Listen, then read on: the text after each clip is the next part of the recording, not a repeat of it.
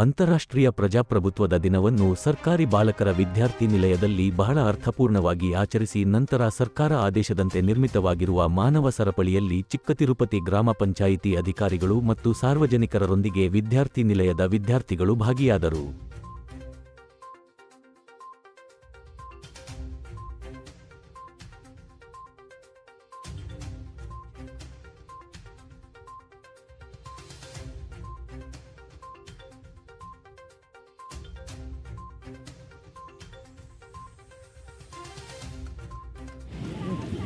ಈ ದಿನ ಮಾಲೂರು ತಾಲೂಕಿನ ಚಿಕ್ಕತಿರುಪತಿ ಗ್ರಾಮ ಪಂಚಾಯಿತಿಯಿಂದ ಹಾಗೂ ಗ್ರಾಮ ಪಂಚಾಯತ್ ವ್ಯಾಪ್ತಿಯ ಎಲ್ಲ ಇಲಾಖೆಗಳ ವತಿಯಿಂದ ನಾವು ಈ ದಿನ ಪ್ರಜಾಪ್ರಭುತ್ವದ ರಕ್ಷಣೆಗಾಗಿ, ಸಂವಿಧಾನದ ರಕ್ಷಣೆಗಾಗಿ ಅದನ್ನು ಪ್ರಬಲವಾಗಿ ನಾವು ಬೆಂಬಲಿಸುತ್ತಿದ್ದೇವೆ ಎನ್ನುವ ಸಂದೇಶವನ್ನು ಸಾರುವುದಕ್ಕಾಗಿ ಕರ್ನಾಟಕ ರಾಜ್ಯದಂತೆ ಸರ್ಕಾರದ ಆದೇಶದಂತೆ ಮಾಡಿರುವಂತಹ ಈ ಒಂದು ಮಾನವ ಸರಪಳಿ ಕಾರ್ಯಕ್ರಮದಲ್ಲಿ ನಾವು ನಮ್ಮ ಎಲ್ಲ ಸಿಬ್ಬಂದಿಗಳು, ಸಾರ್ವಜನಿಕರು ಎಲ್ಲರೂ ಪಾಲ್ಗೊಂಡಿದ್ದಾರೆ.